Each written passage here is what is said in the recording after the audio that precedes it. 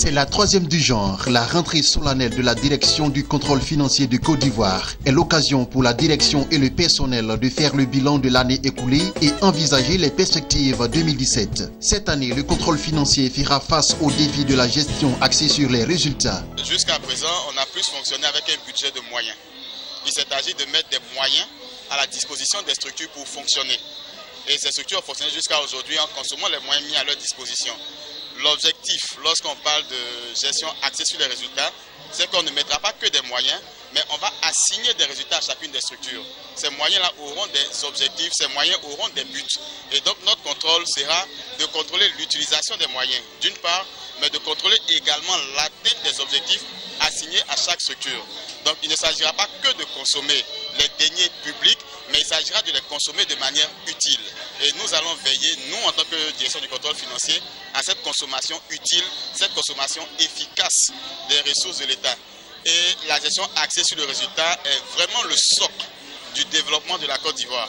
On ne saurait parler d'émergence si nous ne sommes pas de plein pied dans la gestion axée sur les résultats.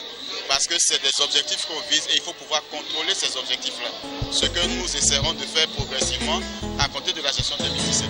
Les agents du contrôle financier ont salué la réforme impulsée par le ministère ivoirien en charge du budget qui a abouti à la mise en œuvre de la gestion axée sur les résultats. Je vous donne un exemple simple.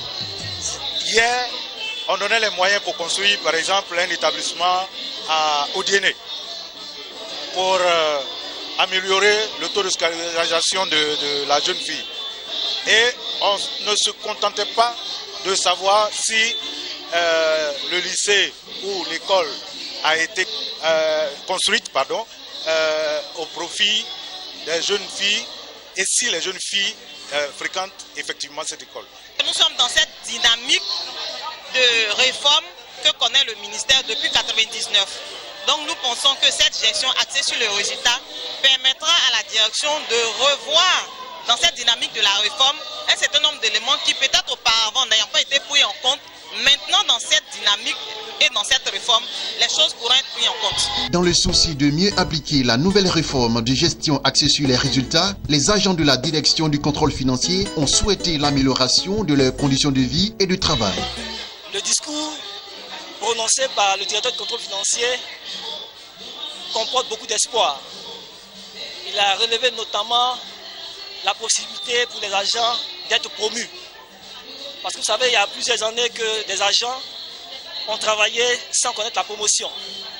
Et pour nous aujourd'hui, une telle déclaration venant du directeur lui-même, qui envisage de faire la promotion des agents de grade A4, A5 et A3 même, pour nous c'est une grande satisfaction. Nous espérons que la hiérarchie ne se contentera pas simplement des mots.